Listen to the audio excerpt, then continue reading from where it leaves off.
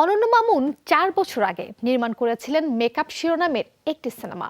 দুইবার বাংলাদেশ চলচ্চিত্র certification board সিনেমাটির প্রদর্শনী নিষিদ্ধ করে। অবশেষে গত ১৭ ডিসেম্বর সিনেমাটি সিনেমা হলে মুক্তির অনুমতি দিয়েছে চলচ্চিত্র সার্টিফিকেশন বোর্ড। এবার সে সিনেমা আসছে প্রেক্ষাগৃহে।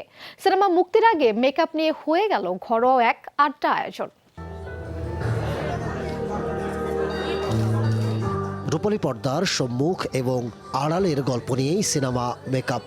একজন চলচ্চিত্র তারকার চরিত্রে অভিনয় করেছেন নন্দিত অভিনয়শিল্পী তারিক আনাম খান, আছেন চিত্রনায়ক জিয়াউল রোশন। রোশনের সঙ্গে আছেন নিপা আহমেদ রিয়েলি। মেকআপ নিয়ে গণমাধ্যমে মুখোমুখি জিয়াউল রোশন। মেকআপ বেসিক্যালি একটা মাল্টিপ্লেক্সের সিনেমা, সেই সঙ্গে কমার্শিয়াল অ্যাসপেক্টের অনেক কিছু আছে, তো সেই জন্য আসলে একটা ফুল ফ্লেজ কমার্শিয়াল সিনেমা বলা যেতে পারে। ঠিক আছে, আমার মনে হয় যে সব টাইপেরই দর্শক টানার মতো স্ট্রেংথ এই গল্পে রয়েছে এবং মেকিংয়ে রয়েছে।